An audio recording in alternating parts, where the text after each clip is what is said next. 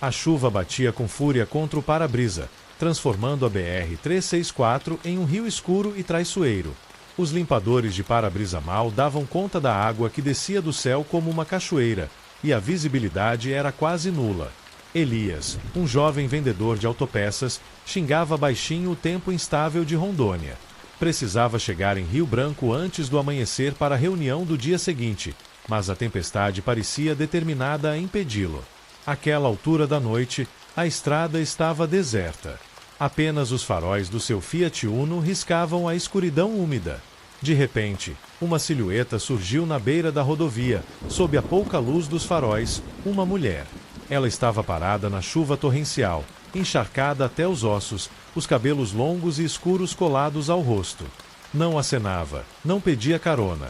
Apenas olhava para o carro de Elias com uma expressão vazia, quase apática. Apesar do calafrio que percorreu sua espinha, Elias sentiu uma pontada de pena. Quem estaria sozinha no meio do nada? Sob aquela chuva, ele parou o carro alguns metros à frente. A mulher caminhou lentamente e abriu a porta traseira, entrando sem dizer uma palavra.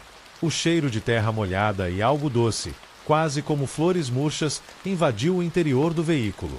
Ela se sentou em silêncio, sem sequer fechar a porta por completo. "Quer ir para onde?"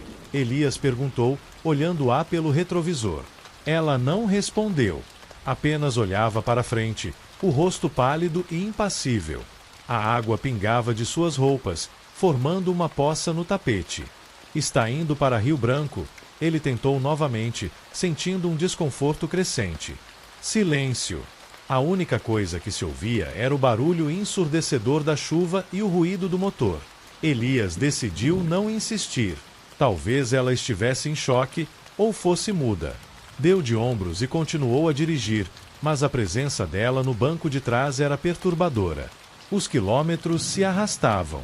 O rádio, que estava mudo, de repente soltou um chiado agudo, e uma voz distorcida, quase um sussurro, preencheu o carro por um instante antes de voltar ao chiado. Elias apertou o volante, sentindo um arrepio. Ele olhou novamente pelo retrovisor. A mulher estava na mesma posição, mas agora parecia que seus olhos estavam fixos nele, mesmo que a escuridão do carro a tornasse quase invisível. Uma sensação de frio intenso tomou conta do interior do carro, mesmo com o ar-condicionado desligado. Elias tentou puxar assunto mais uma vez, apenas para quebrar o silêncio opressor. "Essa chuva não dá trégua, né? Onde você mora?" Ele não terminou a frase. Um reflexo rápido na luz dos faróis vindos da direção oposta revelou algo aterrorizante. No retrovisor, por um breve segundo, ele viu o rosto da mulher com clareza. Seus olhos eram completamente negros, sem pupilas ou íris, como poços vazios. E um leve sorriso se formou em seus lábios, revelando dentes finos e afiados, longos demais para um ser humano. O coração de Elias parou. Ele pisou no freio bruscamente, o carro derrapando na pista molhada. O Fiat girou 180 graus, parando de lado na rodovia. A mulher, no banco de trás, não se moveu, não emitiu um som. Ela apenas continuou a encará-lo com aqueles olhos vazios. O pânico tomou conta de Elias. Sua mente gritava para sair do carro, mas seus membros não respondiam. Ele tentou abrir a porta, mas estava travada. A mulher, ainda imóvel, começou a inclinar a cabeça lentamente para o lado, um movimento antinatural que fez um estalo seco. O som do para-brisa batendo com a força da chuva parecia amplificado. Ele sentiu o ar no carro se tornar pesado, sufocante. Seus olhos não conseguiam desviar do reflexo dela no retrovisor. Então, a voz, antes um sussurro distorcido no rádio, preencheu o carro, clara e arrepiante. Não era a voz da mulher, mas uma melodia antiga, como um canto fúnebre, que parecia vir de dentro da própria floresta, ecoando no carro. A música era bela e macabra ao mesmo tempo, e Elias sentiu uma vontade irresistível de fechar os olhos e se deixar levar. Ele cerrou os punhos, lutando contra o transe que a voz tentava impor. Foi quando percebeu: a mulher no retrovisor não estava mais sentada. Ela estava curvada sobre o encosto do banco, o rosto pálido a poucos centímetros do seu, e aqueles olhos negros o fixavam com uma intensidade gélida. Elias soltou um grito de terror. Com um último esforço de desespero, ele chutou a porta do carro com toda a sua força. A fechadura cedeu com um estalo alto, e ele se jogou para fora, caindo na lama fria e escorregadia. Levantou-se cambaleante e correu, sem olhar para trás, enquanto a chuva o castigava sem piedade. Os passos dele na lama eram a única coisa que podia ouvir além da tempestade. Ele correu até a exaustão, até que seus pulmões arderam e suas pernas fraquejaram. Quando finalmente não aguentou mais e caiu, exausto, percebeu que a chuva havia diminuído. O céu começava a clarear no horizonte. Ele se levantou e olhou para trás. Lá, no meio da estrada, o seu Fiat Uno estava parado, as portas abertas, parecendo abandonado. Mas a mulher não estava mais lá. Elias nunca mais pegou carona, nem ofereceu. Aquela viagem para Rio Branco se tornou um pesadelo recorrente. Ele trocou de carro, mudou de rota, mas o som da chuva forte ainda o faz reviver a imagem da mulher com os olhos negros e o canto fúnebre que parecia vindo da floresta. A BR-364, para ele, não é mais apenas uma estrada. É um lembrete gelado de que, em noites de tempestade, a Amazônia guarda segredos e companhias que é melhor deixar na escuridão.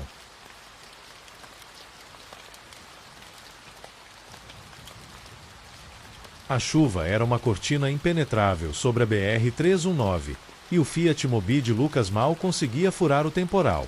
Ao seu lado, no banco do passageiro, Ana dormia profundamente, a cabeça encostada no vidro, alheia ao medo crescente que apertava o peito de Lucas. Eles viajavam de Porto Velho para um sítio de família no interior, uma tentativa de fugir do estresse da cidade. Uma fuga que agora parecia uma armadilha. O rádio, que antes tocava uma playlist animada, havia cedido ao chiado e, por fim, ao silêncio absoluto. A escuridão lá fora era tão densa que os faróis pareciam engolidos, criando um túnel claustrofóbico de luz limitada. O celular de Lucas não tinha sinal há horas. Foi quando ele viu uma figura alta e magra na beira da estrada, quase escondida pela cortina de água. Não era um bicho, nem um carro quebrado. Era um homem, parado, com o rosto virado para o carro deles. Seus olhos, por um breve segundo, refletiram a luz dos faróis com um brilho anormal, quase metálico. Lucas piscou, e a figura desapareceu tão rápido quanto surgiu. Ele sacudiu a cabeça, atribuindo a fadiga e à iluminação precária. "Tudo bem, amor?" Ana murmurou, despertando. Ela tinha um dom para perceber quando algo o incomodava. "Tudo sim, só a chuva que não dá trégua." Ele mentiu, forçando um sorriso. Não queria assustá-la. Mas a estranheza não parou. Minutos depois, o carro começou a apresentar falhas. O motor tossia, engasgava, e o painel de luzes piscava como uma árvore de Natal enlouquecida. O velocímetro oscilava erraticamente. Lucas, um bom motorista, sentiu um suor frio escorrer pelas costas. "O que está acontecendo?" Ana perguntou, agora visivelmente preocupada. "Não sei, o carro está estranho." Lucas respondeu, tentando manter a voz calma enquanto tentava controlar a picape que derrapava na pista molhada. De repente, um som de batida no teto do carro, forte e seco, fez os dois darem um sobressalto. Ana olhou para cima, pálida. O som se repetiu, agora mais próximo do para-brisa, como se algo estivesse arranhando o metal. "Tem alguém lá fora," Ana gritou, apertando o braço de Lucas. Lucas olhou para o para-brisa, mas a chuva e a escuridão impediam qualquer visão clara. As batidas e arranhões aumentaram, e agora pareciam vir de todas as direções, como se o carro estivesse sendo atacado por algo invisível. O cheiro de terra úmida e algo doce e pútrido, semelhante ao de folhas em decomposição, invadiu a cabine. "Não olha para fora," Lucas ordenou, mesmo ele querendo desesperadamente saber o que era. A picape começou a balançar violentamente, como se estivesse sendo empurrada por mãos invisíveis. Os gritos de Ana se misturaram ao rugido do vento e ao barulho da chuva. Lucas lutava para manter o controle do volante, mas o carro parecia ter vontade própria. Então, algo bateu com força no vidro lateral de Ana. Ela soltou um grito abafado de terror e se encolheu no banco. Lucas olhou para ela, e o que viu o fez congelar. No reflexo do vidro lateral de Ana, distorcido pela chuva, uma sombra esguia e disforme estava ali, do lado de fora. Não dava para distinguir um rosto, mas a forma dela era inconfundível. E bem no meio da sombra, ele viu 2 pontos vermelhos e brilhantes que pareciam arder na escuridão. Aqueles mesmos olhos que ele vira na beira da estrada. Ana, que também tinha visto o reflexo, começou a soluçar incontrolavelmente. O carro continuava a balançar, e a voz, antes um murmúrio quase inaudível, agora se intensificava.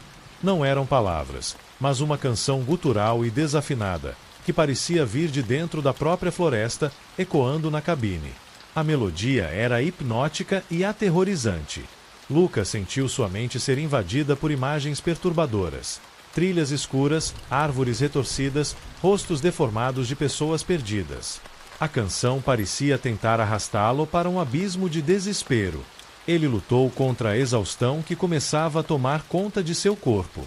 Com um grito de raiva e medo, ele pisou fundo no acelerador, ignorando o carro que parecia querer sair da pista. A picape guinchou, as rodas patinaram, mas finalmente, com um tranco violento, ela avançou. As batidas cessaram abruptamente.